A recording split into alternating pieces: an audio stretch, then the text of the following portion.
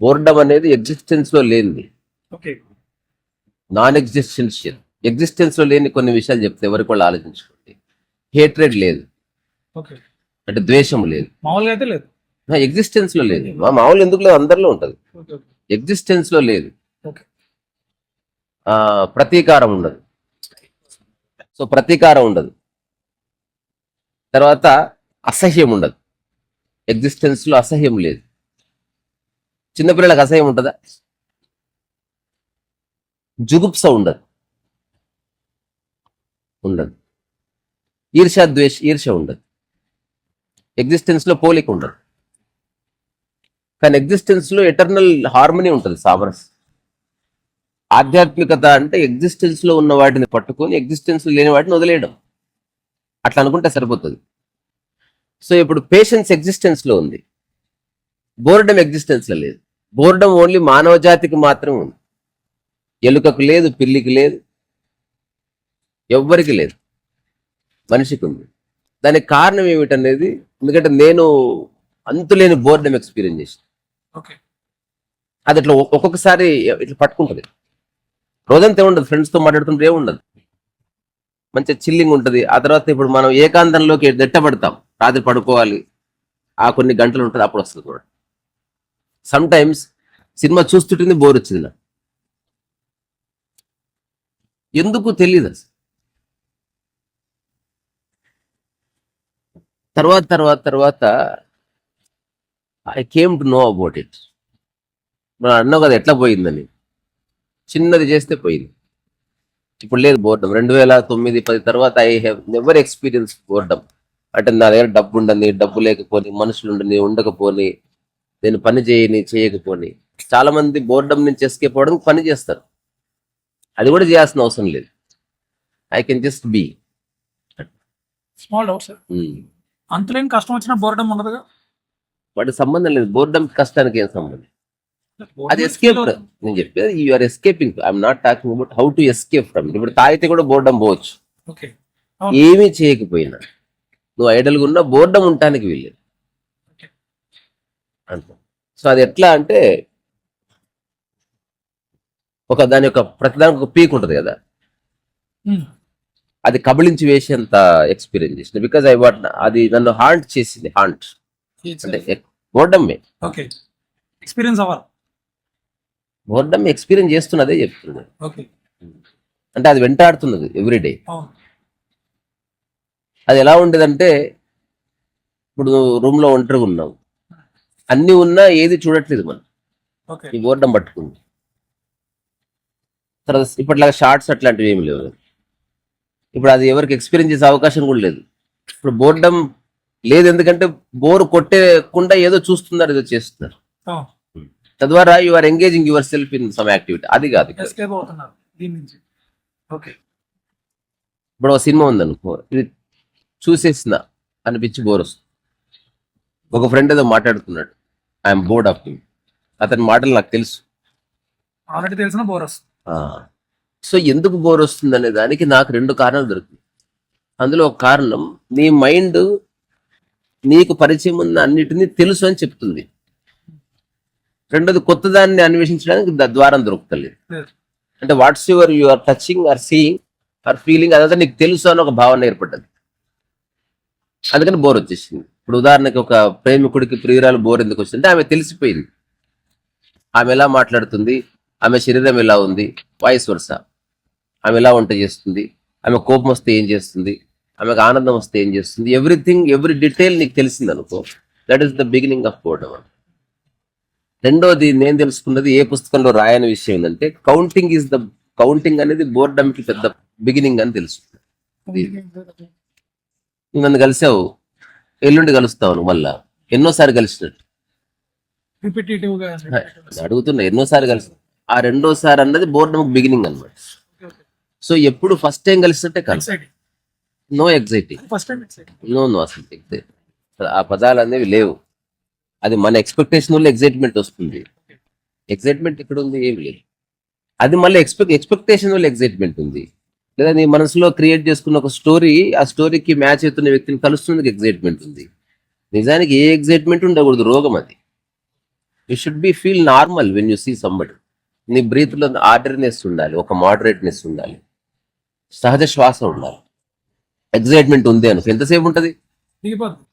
అందుకని అబద్ధం అది. అది వచ్చింది పోయింది అంతే, ఇది మూమెంటరీ. కన్సిస్టెంట్ గా అలా ఉన్నా కూడా బోర్డమ్ వస్తుంది కదా సార్. కన్సిస్టెంట్ గా అలా ఉండదు. ఇప్పుడు ఎప్పుడన్నా బోర్డం వచ్చిందా, బ్రీతింగ్ గురించి చచ్చిపోతావు. చేయాలి తప్ప తప్పదు కదా, నువ్వు చేయట్లేదు కదా, నువ్వెక్కడ చేస్తున్నావు. Breathing you are not breath, నువ్వు చేయట్లేదు. నువ్వు చేస్తే ఎప్పుడో చచ్చిపోతుంది ఈ పాటి. అంటే అది జరుగుతుంది, you are only witnessing it. You can stop it but you cannot breathe. అది నీ చేతిలో లేదు, ఎగ్జిస్టెన్స్. అందుకే కొనసాగుతుంది. అది ఫ్యాన్ కాదు, ఇష్టం ఉన్నప్పుడు ఆన్ చేసుకోవడానికి. సౌండ్ వస్తుంది మంచి సౌండ్. పర్వాలేదు, చూద్దాం ఏమన్నా రాని, డిస్టర్బ్ చేయకు.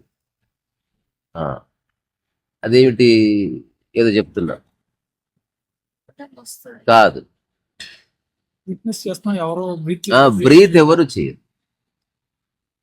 నువ్వు ఫుడ్ నువ్వు డైజెస్ట్ చేయట్లే, అవుతుంది అది. నిద్ర నువ్వు పోవట్లే, వస్తుంది అది. యూ సరెండర్ టు స్లీప్ అంతే తప్ప యూ డోంట్ స్లీప్. నేను వెళ్ళి పడుకుంటాను, ఓకే. నేను వెళ్ళి నిద్రపోతాను, నాట్ ఓకే. నేను వెళ్ళి పడుకుంటాను, నిద్ర వస్తుందేమో తెలీదు, ఇది రైట్. నేచర్ చేతిలో ఉంది, నేచర్ చూస్తుంది. అట్లా ఎగ్జైట్మెంట్ అనేది, జుబిలెన్స్ is different and excitement is different. ప్రకృతిలో జుబిలెన్స్ ఉంది. ఒక తల్లిని చూసినప్పుడు చిన్న కాకిపిల్ల కాసేట్ ఎట్లా ఎగురు గంతలేస్తుంది, ఒక కోతిని చూసినప్పుడు ఇంకో కోతి పిల్ల ఎగురుతుంది, లేదా ఇప్పుడు నన్ను చూస్తే జోగి భోగి కాస్త ఎగిరి కుక్కలు ఎగిరి గంతులు వేస్తాయి. అది జుబిలెన్స్ మాత్రమే, they are not excited. Expectation ఉంటే ఎగ్జైట్మెంట్ వస్తుంది.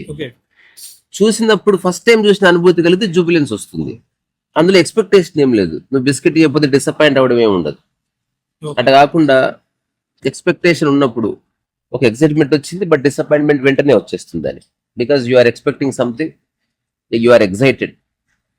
ఆ ఎగ్జిలరేషన్ తర్వాత నీకు ఏదో కావాలి, అది జరగలేదు అనుకో, అబ్బా అసలు లాస్ట్ లో పడిపోయింది. ఇప్పుడు నేనున్నాను, నాకు జుబిలెన్స్ ఉంది, నాకు ఎగ్జైట్మెంట్ లేదు. అంటే చిన్న ఒక సహజమైన ఆనందం ఒక్కొక్కసారి ఉప్పొంగుతుంది. I'm not doing it. అది నేను ఎట్లయితే శ్వాసించడం లేదు, అట్లా కొన్నిసార్లు ఆనందం వస్తుంది నాకు. అది నేను ఇంకోటి ఏకాంతంగా ఉన్నప్పుడు వస్తుంది. సమ్ టైమ్ ఎప్పుడు అర్ధరాత్రి 1-2 నిద్రలో నుంచి లేచి అట్లా చిమ్మ చీకట్లో ఊరికి అట్లా ఉంటే సడన్లీ దేర్ ఇస్ జాయ్. అట్లా ఒక ఓవర్ ఫ్లోయింగ్ జాయ్ వస్తుంది. అది 1 నిమిషమో 2 నిమిషాలు ఉంటుంది. నేను క్రియేట్ చేయనందుకు నేను కంట్రోల్ కూడా చేయను. డిసప్పాయింట్మెంట్ లేదు అసలు ఆ పదాలే లేవు. అదే దీనిలో దానికి సంబంధం లేదు. ఇప్పుడు నేను చెప్పిన దాంట్లో ఈ పదాలు లేవు. అంటే నా ప్రమేయం లేకుండా వచ్చేదాన్ని నేను ఆపను. ఎగ్జాంపుల్, నేను ఏడిస్తే నేను ఏడుపు ఆపుతాను. నా ప్రమేయం లేకుండా ఏడుపు వచ్చిందని, who am I to stop? అది నాకు సంబంధం లేదు. అంటే ఇది పూర్తిగా ఎగ్జిస్టెన్షియల్ పాయింట్ ఆఫ్ వ్యూలో చెప్తున్నా. నేను చెప్పేది అందరికీ వర్తించే నియమం కాదు, ఇది పూర్తిగా వ్యక్తిగతం. అట్లా బోర్డం అన్నది ఎప్పుడు పోయిందంటే, లక్ష్యాన్ని వదిలేస్తే పోయింది, జీవితాశయం వదిలేస్తే పోయింది. పర్మనెంట్ నివాసము, పర్మనెంట్ ఫ్రెండ్ అన్న థాట్ వెళ్ళిపోతే పోయింది. ద పర్పస్ ఆఫ్ లైఫ్ అన్న థాట్ వదిలేస్తే పోయింది. ఇప్పుడు లక్ష్యము అండ్ పర్పస్ ఆఫ్ లైఫ్ ఒకటే కదా, అన్ని కలిసే ఉంది. నీ అని తీసేస్తే పోయింది. ఇవన్నీ పోతే అప్పుడు ఫ్రెష్గా ఉందన్నమాట. ఇప్పుడు నేను ప్రతిరోజు ఇదే ఉడిపికి వస్తాను, ప్రతిరోజు మేము చూసుకుంటాం. నాకు ఎప్పుడు బోర్ రాదు మా అమ్మాయి ఫేస్, నాకు ఎప్పుడు బోర్ రాదు మా అమ్మతో హాయ్ హలో చెప్పడం, ఎవ్రీడే కాల్ హర్. అలాగని ఎగ్జైట్మెంట్, ఏ అమ్మా ఇలా తిన్నావా, ఓకే రైట్. అలాగని మెకానికల్గా ఉందన్నో, ఫుల్ ఆఫ్ లైఫ్. నేను వీడితో రోజు ఉంటాను, ఏం మాట్లాడను, కానీ నాకేం బోర్ రాదు. మా ఈడేంద్ర బాబు రోజు వీడ అట్లా అనిపిస్తుంది మనకు బోర్డం వస్తే. ఎందుకంటే ఎక్స్పెక్టేషన్ అనేది డ్రై అయిపోయినప్పుడు ఇంకా అది నీకు నచ్చదు. అది నువ్వు ఎలిమినేట్ చేయలేవు కాబట్టి నీకు బోర్ వస్తుంది. అదే వస్తువు అనుకో, తీసి ఇసిరి అవతల కొట్టి బోర్డం పోగొట్టుకుంటాం, ఎందుకంటే అది చూస్తే బోర్డం వస్తుంది కాబట్టి. మనిషిని అట్లా విసిరేయాలి. ఇప్పుడు నాకు ఎందుకు బోర్డం లేదంటే, నాకు జీవిత లక్ష్యాలు లేవు. నా జీవితంలో ఏదన్నా సాధించబడవచ్చు, బట్ నేను సాధించాలని ప్రయత్నం చేయడం లేదు. నా జీవితంలో ఏదైనా మిస్టరీ అండ్ మిరాకిల్ జరగవచ్చు, బట్ నేను దాన్ని చేయడం లేదు. నాకు ఏది సాధ్యం అది చేస్తున్నాను. నాకు పెద్ద లైఫ్ పర్పస్ అట్లాంటివి ఏమి లేవు. నేను సాధించేది లేదు, కోల్పోయేది లేదు. ఒక ఫ్లవర్ బ్లాజమ్ అవ్వడానికి ఎట్లయితే ఒక సహజమైన ఫోకస్ ఉంటుందో అట్లా ఒక సహజమైన ఫోకస్ లో నేను ఉన్నాను. This is the most ordinary quality any creature can have. Everest ఎక్కాలంటే ఎక్స్ట్రాడనరీ క్వాలిటీ. నిన్న బైకర్ అనే సినిమా చూసిన, ఇంకా రేసులు గెలవాలి తాపది ఇదే ఉంటది. మా నాన్న మీ నాన్న, మా నాన్న గ్రేట్ మీ నాన్న గ్రేట్, ఇట్లా నేను చెప్పే దాంట్లో అంత గొప్ప విషయాలు లేవు. ఆర్డినరీ, మామూలు విషయం. ఈ ఆర్డినరీ బాగుంటుంది. నీ మనసులో కొంచెం అహంకారం వచ్చినా, నేను అన్న భావన వచ్చినా, దాని చుట్టూ చాలా చెత్త పేరుకుంటుంది. సింపుల్, ఇక్కడ కారు పెడితే ఆ కారు చుట్టూ డస్ట్ పేరుకుంటుంది. నీ మనసులో ఒక ఫిక్స్డ్ థాట్ వచ్చిందా, నేను ఇది అని, దాని చుట్టూ చాలా వస్తుంది. ఆ డస్ట్ ఏమిటి? ఈగో వస్తుంది, గర్వం వస్తుంది, నేనంటే ఇది అని వస్తుంది, నేను ఇట్లాగే ఉంటాను, నన్ను ఇట్లా ఎవరు అనడానికి వీల్లేదు, నన్ను ఎట్లా అంటారు, ఇవన్నీ వస్తాయి. అలా రావడం వల్ల ఏమిటి నష్టం అంటే you lose your cool and peace. దానివల్ల ఏముండదు. గొప్ప గొప్ప యోధులంతా లాస్ట్కి బెడ్ రెడ్నే చచ్చిపోయారు ఈ భూమి మీద. వాళ్ళు ఉన్న కాసేపు ఆ రెజ్యూమ్లో 5-6 సంవత్సరాలు వాళ్ళ ప్రభావం వెలిగిందేమో, ఆ తర్వాత ఉండదు. ఇప్పుడు మమతా బెనర్జీ ఏమైంది? ఇప్పుడు గర్జిస్తుంది ఆ స్టేజ్ మీద. రియలైజ్ ఆమె మర్చిపోయింది, అరే నా గర్జనకి ఆధారం నా అధికారం, ఈ అధికారానికి ఆధారం ప్రజలు. సో నేను ప్రజల్ని డిసప్పాయింట్ చేస్తే అధికారం పోతే నేను గర్జించలేను. She misunderstood the whole logic of regime. మర్చిపోయాను. నువ్వు తెలుసుకోవాల్సింది, నీ దగ్గర తినడానికి తిండి లేకపోయినా సరే ముఖ్యమంత్రి ఉండడం తెలుసుకోవాలి. ముఖ్యమంత్రి ఉండటమే అధికారం. ముఖ్యమంత్రికి రూపాయి ఉండక్కర్లే. ముఖ్యమంత్రి హోదాలో నువ్వు ఈ ఊరికి వస్తే ఈ ఊరు, ఏ ఊరికి పోయినా నీకు భోజనం ఉంటుంది, అకామిడేషన్ ఉంటుంది. నువ్వు ఉండవలసింది హంబుల్గా. నువ్వు రూల్ చేయకూడదు, నువ్వు అర్థం అర్థం చేసుకోవాలి. సో ఆ మిస్అండర్స్టాండింగ్ లో ఉన్నదే వీకింది. ఎంత గొప్ప ఆపర్చునిటీ ముఖ్యమంత్రి అవ్వడం, పోవడం అంటే ఎంత జస్ట్ సరైన అడ్వైజర్ లేకపోవడం వల్ల ఆ అహంకారపు ఛాయలు వచ్చేస్తే నన్ను ఎవడు ఓడగొట్టలేడు అని ఒక that very moment you are actually lost. కానీ దాని రిజల్ట్ ఎప్పుడు కనిపించింది? After 5 years. అలా ఉంటుంది మన లైఫ్ కూడా అంతే. ఆమెకి కామన్ మ్యాన్కి ఏం తేడా లేదు. అందరూ ఒక రకమైన అహంకారంలో తిరుగుతున్నట్లే. అక్కడ ఇట్లా నేను అట్లా ఇంటికి వెళ్ళగానే అట్లా చేయ. నువ్వు ఎవడు రావే అసలు? నీ పని నువ్వు చేసుకో. నువ్వన్నా రాజువా నీకు సేవలు చేయడానికి? ఎవడన్నా అడుగు, నీళ్లు ఇవ్వకపోతే లేచి తీసుకో. నీళ్ళు అడుగుతాయి అట్లా అడగడానికి లేదు ఇక్కడ. అట్లా అన్నవా నువ్వు సఫరింగ్ ద్వారం ఓపెన్ అవుతుందని చెప్పి. So coming back to the boredom ఏంటంటే, వర్తమానంలో ఉంటే ఏ క్షణానికి ఆ క్షణం ఉంటే బోర్డం లేదు. దట్స్ ఆల్, బాత్ ఖతం హో గయా. అట్లా కాకుండా ఒక దానికి అధిక ప్రాధాన్యత ఇచ్చావా బోర్డం వస్తుంది. ఎందుకంటే మిగతావన్నీ ప్రాధాన్యత లేవు. తద్వారా చూసిందే చూసినట్టు అంటే కాకుండా ఎప్పుడు చూసినా ఫస్ట్ టైం చూసినట్టు చూడగలిగితే, అంటే నీ మనసులో సమాచారం ఏమి ఉండకూడదు. Ramana Maharshi is not bored. ఎన్ని గంటలైనా ఊరికి అట్లా కూర్చుంటున్నాడు. And at the same time he's not doing anything. దానికి ఒక అంతులేని ఒక మానసిక స్వచ్ఛత కావాలి. అది అందరికి ఉంటుంది, అది ఎవ్రీబడీస్ ప్రాపర్టీ అది. కానీ మనం దాన్ని చెత్తతో నింపేశాం. బయటే ఉన్నావు ఆల్రెడీ. ఒక లక్ష్యం పెట్టుకొని, శాశ్వత లక్ష్యం పెట్టుకొని అనవసరంగా నిన్ను డిస్టర్బ్ చేసుకునే బదులు బీ యువర్ సెల్ఫ్. ఒక 41 రోజులు నీకు సాధ్యమైంది చెయ్యి. అందరితో సమానంగా హాయిగా ఉండు. ఎవరు పర్సనల్ విషయాలు మాట్లాడద్దు, తెలియంది చెప్పకు. నువ్వు ఎక్కడున్నా కంప్లీట్గా ఉండు, నీ పని నువ్వు చేసు. నీకు ఏదైనా సేవ చేయాలనిపిస్తే సేవ చేయి, ఎక్స్పెక్టేషన్ చేయకి. ఇట్లాంటివన్నీ చిన్న చిన్నవి చేస్తే మన మనసులో ఇప్పుడు చాలా ఒక క్లీన్లీనెస్ ఎస్టాబ్లిష్ అవుతుంది. ఎందుకంటే మనం గిన్నె అనుకో రుద్దొచ్చు, ఇది మనసు ఎట్లా రుద్దుతావు? యాక్షన్స్ ద్వారా ఇది ప్యూర్ అవుతావు. ఇప్పుడు నువ్వు ఎవరిని అందరినీ రెస్పెక్ట్ ఇచ్చి మాట్లాడు, కొంత ప్యూర్ అయిపోయింది. నీ పనులు నువ్వు చేసుకుంటూ ఉండు, కొంత ప్యూర్ అవుతుంది. అట్లా మెల్లమెల్లగా నువ్వు నీ పరిధి ఎక్కడుందా, ఇంట్లో బయట ఎక్కడ హిపోక్రేట్ గా కాకుండా you are being yourself. నువ్వు గొప్పలు చెప్పుకోవడం మానేసావు, మైండ్ కొంత ప్యూర్ అవుతుంది. నువ్వు ఎవరి వస్తువు తాకడం లే, ప్యూర్ అయిపోయింది. ఎవరి గురించి చెడుగా అనుకోవడం లే, ప్యూర్ అయిపోయింది. ఇది ఒక ప్యూర్ అవుతుంది. ప్యూర్ అయితే చేయలేవు నువ్వు, బై ప్రొడక్ట్ ఇది. ఉత్తగానే ప్యూర్ ఎట్లయితుంది? యూ జస్ట్ ప్యూర్ అంటే కాదు అది. ఏదో చేయాలి. ఇప్పుడు గంగానది క్లీన్ చేయాలంటే గంగానదిని ఏం చేయరు వాళ్ళు, గంగానదిలో ఉన్న ఇంప్యూరిటీస్ తీసేస్తే గంగానది మిగిలింది. అట్లా మనలో ఆల్రెడీ మంచిగా ఒక దేవుడు ఉన్నాడు, ఒక పరమాత్మ ఉన్నాడు, ఒక బుద్ధుడు ఉన్నాడు. ఓ గురువు ఉన్నాడు, ఒక శిష్యువు ఉన్నాడు, ఇవన్నీ ఉన్నాయి. దీన్ని మనం ఎందుకు ఎక్స్పీరియన్స్ చేస్తే చాలా పట్టుకున్నాను. మన మీద వేరే వాళ్ళకి ఎక్స్పెక్టేషన్స్ ఉంటాయి కదా. నీకు సాధ్యత చేస్తా అని చెప్పు, లేకపోతే చేయనని చెప్పు. వాళ్ళు అది అడిగారు కాబట్టి, నువ్వు అడిగావు కాబట్టి ఏదేమైనా ఎందుకు. ఉదాహరణకి భార్య అడిగింది, ఏమండి మనం కారు కొనుక్కుందాం, మనకు సాధ్యం కాదమ్మా కానీ ప్రయత్నిద్దాం, ఓకే కానీ సాధ్యం కాకపోవచ్చు. ఒక పని చేద్దాం, నా డబ్బుకి నువ్వు కూడా కొంత తోడు ఇవ్వాలి. నువ్వు ఇంట్లోకి వచ్చిన ఏదైనా యూట్యూబ్ ఏదైనా పచ్చలు గిచ్చలు పెట్టు, కలిసి కొందాం. లేదా నేను నా జీవితంలో కారు కొనకపోయినా నేను హ్యాపీగా ఉంటా. నీకు కారు నిజంగా కావాలంటే ఇంక నువ్వే ప్రయత్నం చేయాలి అంతే. లేదా ఏదేమైనా నేనే చేయాలంటావో ఒక పని చేద్దాం, మనకున్న ఇల్లు తాకట్టు పెట్టేసి కారు కొనుక్కుందాం, తర్వాత ఇల్లు పోయింది అనకూడదు. కండిషన్ పెట్టాలి. నా కండిషన్స్ కదా, explain. You are not putting ఇందులో ఏ condition, you are explaining situation. Car అంటే ఏ కార్ నీకు తృప్తినిస్తుంది? 4 టైర్లు ఉందా, లేకపోతే రోల్స్ రాయసా?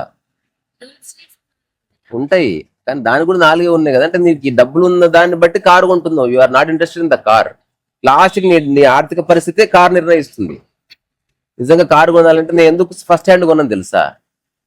నేను కొనాలను రోల్స్ రాయస్, బెంజో, కాడిల్లాక్, లేకపోతే జాగ్వరే కొందాం అనుకుంటున్నా. పోతే కాస్ట్ ఎక్కువ చెప్తున్నారు. ఎవ్వరు 2-3 lakhs ఇస్తలేరు. ఎప్పుడన్నా 2-3 lakhs వచ్చింది అనుకో ఆడి కొంటాను. అంతవరకు అదే 2-3 lakhs సెకండ్ హ్యాండ్ కొంటాను నేను. ఇప్పటికి ఇది 5వ కారు. నెక్స్ట్ ఎవరన్నా ఇప్పుడు అదేమంటారు, కోమెట్ అని ఒకటి ఎలక్ట్రిక్ కార్ ఉంది కదా, ఎవరి దగ్గర సెకండ్ హ్యాండ్ ఉంటే నాకు కావాలి.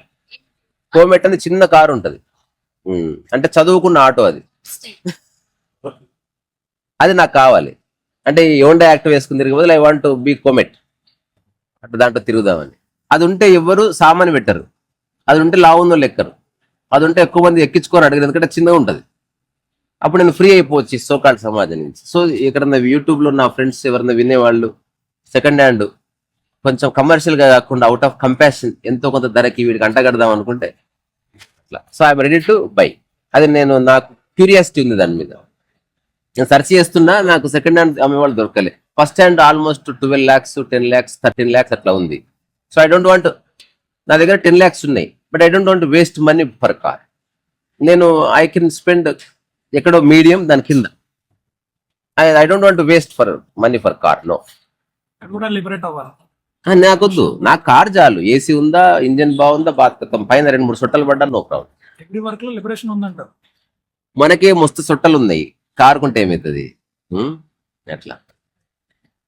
ఇదంటే క్లారిటీ ఇప్పుడు చెప్పేసిన చూడు. నేను కొన్నాను ఫస్ట్ కొత్తది, నాకు ఎవడన్నా కొత్తది ఇచ్చినా కొన్నాను. కొత్తది తక్కువ ధరకి ఎవడు ఇస్తాడు, ఎవడి. అందుకని ఆ ఎక్స్పెక్టేషన్. ఇప్పుడు నా ఫోకస్ అంతా నాకు ఇష్టమైనది ఏంది అంటే, నా పరిధిలో ఉన్నది పుస్తకం ముద్రించాలి మంచిది. అది నేను అనుకుంటున్నా. నేను పూర్తి నా పరిధిలో ఉంది. I can create. ఓకే, ఇంకా నాకు చాలా ఆలోచనలు వచ్చాయి రాత్రి, కానీ ఇప్పుడు చేయలేము మేము పుస్తక విషయంలో. అంటే ఒక పుస్తకం 1000 కాపీలు ప్రింట్ అయితే 1000 కాపీలు 1000 పుస్తకాలు ఉంటాయి. అవి నీకు వచ్చిన పుస్తకం ఆయనకు రాదు. It's not the same book. మళ్ళీ కొన్న తర్వాత ఎక్స్చేంజ్ చేసుకోవాలి. ఆ 1000 పుస్తకాల మీద 1000 నెంబర్లు ఉంటాయి. 80% బుక్ సేమ్ ఉంటుంది, ఆ 20% పుస్తకానికి మారుతుంది. అది పర్సన్ టు పర్సన్ చేంజెస్. ఇది ఒక ఆలోచన, ఇంతవరకు ఎవరు చేయలేదు భూమి మీద. తర్వాత ఒక పుస్తకం ఉంటుంది, పుస్తకంలో ఏముండదు, నువ్వు రాసుకోవాలి. రాసుకొని నాకు పంపించాలి. ఇదొక ఆలోచన. తర్వాత ఇప్పుడు నెక్స్ట్ మన పుస్తకం ఎవరైతే కొంటున్నారో లాస్ట్ పేజ్ ఉంటుంది కదా, లాస్ట్ పేజ్ మీద ఒక బుక్ టైటిల్ ఉంటుంది. నెక్స్ట్ రాసే బుక్ టైటిల్ ఒకటి ఉందని, ఉదాహరణకి ఇది సంగతి అని ఏదో రాసాము. దాని కింద ఒక ఫార్మాట్ ఉంటుంది లెఫ్ట్ సైడ్, నేను రాసింది. ఈ ఫార్మాట్ లో ఈ టాపిక్ మీద నువ్వు రాసి దాన్ని ఫోటో తీసి నాకు పంపి. అటు 200 మంది పంపిస్తే నేను బుక్ వేసేస్తా. అంటే ఫార్మాట్ సెట్, పుస్తకం టైటిల్స్, ఎవ్రీథింగ్ ఇస్ సెట్. ఇచ్చేయాలి. ఇది కొత్త ఆలోచన. ఇప్పుడు అది నీ దగ్గరకు వచ్చింది, దాని వెనుక రాస్తుంది అనమాట. మన వీడియో కూడా చెప్తాం. ఇందులో వైట్ పేజ్ ఉంది, కావాలంటే 2 పేజీలు ఉంటాయి, ఒకటి మిస్ అయిన ఇంకొకటి. ఇది ఫార్మాట్. నేను రాసింది కాపీ కొట్టమని కాదు, ఇలా ఒక చిన్న బొమ్మ వేసుకో, ఇట్లా రాసుకొని సంతకం పెట్టి పంపు. ఇప్పుడు ఈ ఫార్మాట్ చూసి రాస్తున్నావు కాబట్టి నువ్వు మిస్ చేయడానికి అవకాశం లేదు. 99% అట్లీస్ట్ నీకు అర్థమవుతుంది. ఇప్పుడు ఇది ఫోటో తీసి పంపిస్తే దాన్ని మనం నువ్వు పంపించావు, టైసన్ పంపించాడు, ఈయన పంపించాడు, 200 మంది పంపించారు. ఆ 200 మంది కలిపితే బుక్ అయ్యి అందరు రాసిన టాపిక్ ఏంది? ఒకటే అంశం, లవ్. What is love? ఎవరిది వాడు రాశాడు. అట్లా 200 మంది ఒపీనియన్స్ బుక్ లాంచ్ పెడితే 200 మంది వచ్చారనుకో, ఫుల్ రష్. అంటే వేరే వాళ్ళు అక్కర్లేదు ఇంకా. వీళ్ళు టేస్ట్ తగ్గట్టు వాళ్ళు కూడా ఉంటారు, తీసుకునే వాళ్ళు ఎక్కువ అవుతారు. మళ్ళీ తీసుకునే వాళ్ళ సంఖ్య మనం డిస్కస్ చేయట్లేదు బ్రదర్. అసలు who cares? I'm only interested in writing A book. నాకు అస్సలు ఆసక్తి, ఎవడు కొనకపోయినా ఐ డోంట్ కేర్. అంటే నేను పూర్తి లిబరేషన్ లోనే చేస్తున్నది. మళ్ళీ కొనకపోతే, ఎక్కువ కొంటే ఎక్కువ రాయాలనిపిస్తుంది, కొనకపోతే దమాక్ ఖరాబ్ అవుతుంది. అసలు ఈ భూమి మీద ఎవ్వరు లేరు. నన్ను ఎవరు అడిగారు, మరి ఎవరు లేకపోయినట్టు నేను ఆదిమానం ఉండయినా నాకు ఈ స్పృహ ఉండింటే నేను గోడల మీద రాసేసి వస్తుంటే ఏదో ఒకటి. సరే ఇంత రాయకపోవచ్చు, పెద్ద పెద్ద రాలేదు, రాదు, ఏది అశాశ్వతమో దాంతో బంధం పెట్టుకోకు అని ఏదో అప్పుడు నాకున్న భాషలో రాస్తుంటే ట్రై చేస్తుంటే ఏదో ఒకటి ఎక్స్పెక్ట్. ఇప్పుడు కేవ్ మ్యాన్ కానీ లేకపోతే టెంపుల్స్ కానీ they are born out of no expectation. Expectation ఉంటే అంతవరకు జరగదు. ఇప్పుడు దోస్తేవెస్కి రాసిన బ్రదర్స్ కర్మజో కానీ లేకపోతే ఫ్రెడ్రిక్ నిషే ఫిలాసఫీ కానీ అది ప్యూర్. ఇది నేను నాకు సాధ్యమైంది నేను ఎక్స్ప్రెస్ చేస్తున్నాను అన్న భావనలోనే అంతంత రాయబడ్డది. ఇప్పుడు జేమ్స్ యాలన్ కానీ అంత ఎవడు రాయలేడు. ఇంత ఎవడు రాస్తాడబ్బా? రోజు 15 పేపర్లు టైప్ చేసేవాడు యూస్ టు ఎవ్రీడే. మళ్ళా టైప్ చేసినాక దాన్ని కూర్చొని తప్పులు దిద్ది మళ్ళీ చదివి మళ్ళీ రిఫైన్ చేసి మళ్ళీ టైప్ కొట్టేవాడు. రోజు యాక్టివిటీ, మళ్ళీ టైప్ కొట్టేవాడు. ఇదంతా మళ్ళీ ఒక అమ్మాయి చదివితే ఆమె చదివి మళ్ళీ అంటే through out the day he was enjoying that work. మనం ఏం చేస్తున్నాం? విసిరావతలు పడేస్తాం. సరే అన్నీ అడ్రస్ చేయలేకపోవచ్చు. సో ఇప్పుడు బోర్డం లేదు, బికాజ్ ఎక్స్పెక్టేషన్ లేదు. అట్లా కాకుండా ఇప్పుడు చిన్న ఎగ్జాంపుల్ చెప్పి ముగిస్తా. రోడ్డు మీద మనం పుస్తకాలు పెట్టుకొని కూర్చుంది. 2 రకాలు కూర్చోవచ్చు. ఒకటి, నేను పుస్తకాలు పెట్టుకొని కూర్చుంటా, ఎవరు వస్తే రాకుండా నేను ఏదో రాసుకుంటాను, ఇంకో పుస్తకం రాస్తున్నాను, బోర్డం లేదు, బికాజ్ ఐఎమ్ వర్తమానంలో ఉన్న నా పనులు. రెండోది, ఈరోజు ఒక 10 మందిని నాకు కొనాలి అని వచ్చి కూర్చుందాం. సాయంత్రం మీద ఎవరు రాలేదు, మెల్లగా నీరసం వస్తుంది. ఎగ్జైట్మెంట్ ఎప్పుడు వస్తుంది? 20 మంది అడిగారు, ఇంటికి వెళ్తాం రాసి. ఇది 2 అబద్ధాలే. నువ్వు వస్తారు, అవసరం ఉన్నవాడు వస్తాడు. ప్రతి చోట అడుగుతారు, సార్ రండి కూరగాయలు కావాలా. ఒక్క చోట అడగారు, ఒక షాపులో. ఏది చెప్పు? ఒక షాపులో ఎప్పుడు పిలవరు. బట్ ఇప్పుడు బట్టల షాపులో అడుగుతారు, మేడం ఏం కావాలి తీసుకోండి మేడం, ఇది సల్వార్ కమీజ్ కొత్త వచ్చింది. ఫోన్కి వస్తే సార్ ఈ ఫోన్ చూడండి, ఈ ఫోన్ చూడండి. ఇట్లా ప్రతి షాపులోనూ నీకు ఆప్షన్స్ చూపిస్తారు, నిన్ను ఉత్సాహపరుస్తారు, నిన్ను కొనేలా చేస్తారు. ఒక్క షాపులో అసలు అడగరు. ఇట్లుంటారు, నువ్వే అడుగుతావు, నువ్వే తెచ్చుకుంటావు. ఏం షాప్ చెప్పు? కాదు పుస్తకాల షాపులో కూడా అడుగుతారు. కానీ పుస్తకాల షాపు చదువుకునే పుస్తకాలు ఉన్నాయి, కొత్త బుక్ వచ్చిందండి ఇది చూసుకోండి. ఒక్క షాప్ లో అసలు కొత్తది చెప్పరు, పాతది చెప్పరు, మొత్తం నువ్వే చెప్తావు, నీకు అంటగడతారు అంతే. కాదు, మెడికల్ షాప్ వాళ్ళకి నీ మీద ఇంట్రెస్ట్ లేదు, నువ్వు ఖచ్చితంగా కొనుక్కుంటావు. వాడు ఎట్లుంటాడు ఇట్లా అంతే. మెడికల్ షాప్ వాడు కొత్త టాబ్లెట్ వచ్చింది, రౌండ్ గా ఉంటుంది, చెప్తాడు ఏమన్నా. మెడికల్ రిప్రజెంటేటివ్స్ చెప్తారులేండి అలా. అది వేరు, మనం వెళ్ళేది. నువ్వు ఎగ్జాంపుల్ ప్రతిసారి మారుస్తున్నావు. నేను చెప్పేది, నేను వెళ్ళాను, అది నువ్వే నిలబడు, వాడు ఊరికే ఉంటాడు. అది ఎందుకంటే ప్రాబ్లం 100% నీది కాబట్టి వాడు ఇంటర్ఫియర్ కానీ అవసరం లేదు. నువ్వు తెలిసిపోతున్నావు ప్రాబ్లం. నాకు హెడేక్ ఉంది కానీ బట్టలు కొంటున్నావు, నీకు తెలియదు ఏ బట్ట ఇంపార్టెంట్, ఏ బట్ట వేసుకోవాలి. అందుకని వాడు ఇంటర్ఫియర్ అవుతాడు. నీకు పరిపూర్ణంగా తెలుస్తుంది, ఎదుటి వ్యక్తి అవసరం లేదు. అందుకని మెడికల్ షాప్ పెట్టుకున్నావు అనుకో, ఎప్పుడు ఎవరు రాలేదు అయినా వాళ్ళు బయటకు వచ్చి సార్ వాళ్ళని తిడతారు. ఎందుకంటే నువ్వు జనాల రోగాన్ని కోరుకున్నట్టు అవుతుంది కదా, ఎత్తుక్కొని పోతాం. ఆ రోజు 2 గంటలకి చాలా పగిలిపోతుందంటే ఎంత టైం? 1:30 అయిందా? ఎక్కడ షాప్స్ లేవు. ఒకడు ఇట్లా లాస్ట్ దింపుతున్నాడు, ఇట్లా చిన్న సందు ఉన్నది, నేను పోయి ఆపితే ఇప్పుడు తెరవని అంటాడు వాడు. 5 నిమిషాల ఆర్గ్యుమెంట్ లాగా జరిగింది. అరే ఇప్పుడు మీ ఇంటి చచ్చిపోయినా, మా ఇంటి చచ్చిపోయినా తెరవం సార్, ఎందుకంటే మాది అపోలోది. మరి అప్పుడు ఎక్కడికి పోతావు? ఇదన్నావు బాగుంది, ఇక్కడికి 6 కిలోమీటర్ల అవతల ఒక షాప్ ఉంటుంది, 24 hours ఓపెన్ ఉంటుంది, పో. నేను అడ్రస్ చెప్పంటే వాడే కొట్టించాడు, పోతే ఉన్నది. చిన్న ఇంకా వేరేది ఎక్కడ లేదు, నాకు కనబడలే. ఎక్కడ పోయినా ఏదో ఒక ఇంటర్ఫియరెన్స్ ఉంది. పుస్తకాల షాప్ అంటే పోషో సెంటర్ లో అడగకపోవచ్చు, కానీ నువ్వు అదే హ్యాబిట్స్ పోతే అడుగుతారు, సార్ ఈ బుక్ తీసుకోండి బాగుంటది. తర్వాత కన్సెషన్ అడుగుతావు. ఒక్కడన్నా మెడికల్ షాప్ లో కన్సెషన్ అడుగుతాడా? డిమాండ్ తర్వాత ఎక్కడైనా మంచిది ఉందని అడుగుతారు, మెడికల్ షాప్ లో మంచిది చెడు అడుగుతారా? అసలు డిస్కషనే లేదు. ఈ టాబ్లెట్ మంచిదేనా అని ఎవరు అడగారు. టాబ్లెట్ అంటేనే పర్ఫెక్ట్, అది ఇంకా మళ్ళీ దాంట్లో మళ్ళీ మంచి చెడులు ఉండవు. అది ఎందుకు, it's a formula, equation.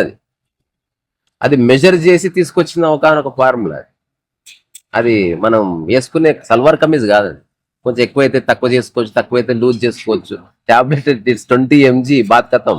5 mg పెరిగితే చచ్చిపోతా. ఒకసారి వర్మ చెప్పాడు, డాక్టర్ దగ్గరికి వెళ్తే టాబ్లెట్స్ ఇచ్చారంట. ఇస్తే అసలు ఒక 4 days రోజు 2 వేసుకుంటే, అసలు 4 days ఎవరు వేసుకుని మొత్తం ఒకసారి వేసేసుకున్నాడు ఒకటేసారి 8. అదే అట్లా వేసుకోవద్దు కదా అంటే, అప్పుడు వర్మ చెప్పిన లాజిక్ నిజంగా అట్లా వేసుకోవద్దు అనేది 100% ట్రుత్ అయితే అది చెప్పుండేవాళ్ళు. ఇప్పుడు ఇది తాగితే చస్తావని చెప్తారు, అట్లా చెప్పలేదంటే ఏం కాదని. ఇదంతా మన మైండ్ని ట్రాప్ చేయడానికి ఒక పద్ధతి. అసలు ఇప్పుడు టాబ్లెట్ వేసుకుంటావు, ఆ నెక్స్ట్ 4 hours తర్వాత నువ్వు ఆలోచించడం మానేసావు. Probably that might be the reason నీ హెల్త్ రికవర్ అవ్వడం. అంటే first time you are relax, tablets తగ్గిపోతుంది. సో టాబ్లెట్ వేసుకోకుండా అట్లా అనుకో తగ్గిపోవచ్చు, కానీ ఎందుకంటే నువ్వు కెమికల్ రియాక్షన్ కి ద్వారం ఇవ్వట్లే. ఇప్పుడు నేనున్నా అనుకో, చాలా సందర్భాల్లో నేను టెస్ట్ చేసి చూసిన మెడిసిన్ రకరకాలుగా పనిచేస్తుంది. మళ్ళీ ఎవ్రీథింగ్ ఈజ్ మెడిసిన్. జస్ట్ నువ్వు ఆలోచించకూడదు దాని గురించి, దట్స్ ఆల్. ఇప్పుడు నువ్వు టాబ్లెట్ వేసుకోగానే ఏం జరుగుతుంది, థాట్ పడిపోతుంది, నాకేదో అయ్యింది తగ్గుతుందా, టాబ్లెట్ వేసుకున్నా తగ్గుతుందని. సరే, మన టాపిక్ నుంచి బయటకు వచ్చేసినాం. చిన్న పిల్లలకి బోర్డం లేదు, కుక్క పిల్లలకి బోర్డం లేదు. మరి మనకు ఎందుకు బోర్డం ఉందంటే మనకు ఎక్స్పెక్టేషన్ ఉంది, మనకు మెమరీస్ ఉన్నాయి. ఇమాజినేషన్. ఎప్పుడైనా గుర్తుపెట్టుకోండి, ఒకటి నీకు పూర్తిగా తెలిసిందా బోర్డం వస్తుంది అవుట్ సైడ్. పూర్తిగా తెలిసింది అయినా బోర్డం రావద్దు అంటే ఏమైనా చేయొచ్చు. పూర్తిగా తెలిసింది నాకు తెలిసినంత వరకు ఇంకా ఏదో ఉన్నట్టుంది అనుకో, ఇప్పుడు హస్బెండ్ పూర్తిగా తెలిసింది అనుకుంటుంది, తెలియదు. ఎట్లా తెలుస్తుంది? సజీవంగా ఉన్నది నువ్వు ఎప్పుడు తెలుసుకోలేవు. సంథింగ్ ఎవరికో మొత్తం పూర్తిగా తెలిసి తెలియాలంటే చచ్చిపోయి ఉండాలి. సజీవంగా ఉన్నదని తెలుసుకోలేవు నువ్వు. ఎట్లా తెలుసుకుంటావు? కొన్ని అంశాలు తెలుసుకున్నావు అంతే. ఇప్పుడు ఉదాహరణకి మా ఆయన గురించి నాకు మొత్తం తెలుసు చెప్పు, రోజుకి ఎన్నిసార్లు ఒంటెలు పోస్తాడు, ఎన్ని గ్రాములు పోస్తాడు చెప్పు. తెలిసితే మొత్తం తెలియాలి కదా, తెలియాలి. నీకు కొన్నే తెలుసు, అదనే చెప్పు. ఆ కొంతనన్నా 100% అవునా కదా క్రాస్ చెక్ చేసుకున్నావు, చేసుకోలేదు. నువ్వు ఓన్లీ కన్ఫర్మిస్ట్గా ఉన్నావు. You came to a conclusion that I'm right. మా ఆయన మంచివాడు. ఎట్లా? నీకు చీరలు ఇప్పించాడని ఎట్లా? వాట్ ఈస్ డిఫైన్ చేయి మంచిని? చేయలేరు. నువ్వు నిజంగా ప్రశ్నించేవాడు ఎదురుపడితే, అంటే నేను అవన్నీ చేసి తిట్లు తిని ఇంటికి నువ్వు వెళ్ళిపో, ప్లీజ్ వెళ్ళిపోండి, మీరు మా కుటుంబం బాగుంది, మీరు మాట్లాడకండి అని చెప్పి నన్ను వెళ్ళగొట్టిన సందర్భాలు ఉన్నాయి. తింటుంటే నువ్వు ఆ బుద్ధి అక్కడనే పడేసి వెళ్ళిపో, నువ్వు ఇంకొకసారి రావద్దు అంటే డిస్కస్ చేద్దాం అన్నది మీరే. నేను జస్ట్ కొన్ని ప్రశ్నలు అడిగితే మీరు ఇంత ఫీల్ అవుతున్నారు. నువ్వు అసలు అడగనే వద్దబ్బా, ఏదో సరదాగా అనుకుంటే నువ్వు ఇంత సీరియస్. నేను సీరియస్ చేయలే, మీరు సీరియస్ అవుతున్నారు. మళ్ళీ అడుగుతున్నావు, అడగొద్దు. ఇట్లా పంపించారు నన్ను. వాళ్ళందరికి థ్యాంక్ యూ. చేసినావు కదా. వాళ్ళే మేము మంచిగా ఉన్నాం అంటే మంచిగా ఉన్నాం అంటే అని అడిగాను అంతే.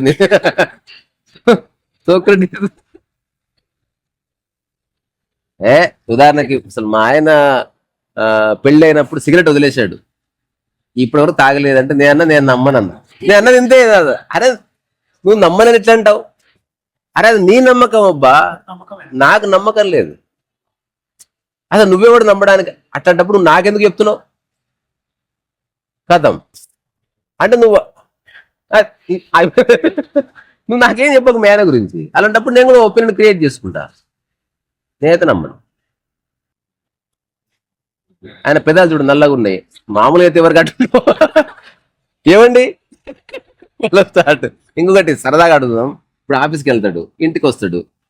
ఇంటికి వచ్చిన టైంలో తెలుసు, మరి రోడ్డు మీద హౌ డూ యూ నో? నువ్వు నమ్ముతున్నావు, అది ఒప్పుకోరాదు. నిజం ఆయనకు తెలుసు, మనకు ఎవరికి తెలియదు. అంతే నా రావు గారు అంటే అట్లేం లేదు. నేను అక్కడ ప్రామిస్ చేసినట్టే తాగేది లేదు. అర్థం చేసుకుని కలిసిమెలిసి ఉంటాం. నేను ఆమెతో ఒక సలహా ఏమి ఇచ్చాను ఆమెకంటే, మీరు ఒక పని చేయండి, ఒక 41 days 21 days మీరు ఆయన వదిలిపెట్టకండి, 24 hours, అప్పుడు తెలుస్తుంది. ఏంటి మైండ్ అడుగు, ఎక్స్పెరిమెంట్ చేద్దామని అడుగు ఇప్పుడే. అట్లా కుదరదు, అట్లా కుదరదు. ఎందుకంటే నాకు పని ఉంటది కదా. పని లేదు, పాట లేదు. అయినా మీ విషయాలు నాకు ఎందుకండి అని నేను పుల్ల పెట్టింది పెట్టి మొత్తం నాశనం చేసి మళ్ళీ నాకెందుకంటావు? నాకు అసలు అలాంటి ఉద్దేశం లేదు. ఈయన సిగరెట్ తాగితే ఏంది, అది నువ్వు తెలుసుకుంటే ఏంది, నాకేం సంబంధం. Tata bye bye. మళ్ళీ నెక్స్ట్ 3 నెలల తర్వాత హలో అంటే నువ్వు రావద్దు మా ఇంటికి. మేము decided not, we don't invite you. అట్లా అట్లా నేను శత్రువుని కాదు కానీ నన్ను వదిలించుకున్నారు చాలా మంది. డిస్ట్రాక్షన్ వద్దు, ఇది కూడా ఇంపార్టెంట్. ప్రశాంతత ఉండాలంటే డిస్ట్రాక్షన్స్ ఉండకూడదు. వదిలించుకుంటే బర్డన్స్ లేవు మీకు ఇంకా. అసలు నా మనసులో ఏమీ లేదు.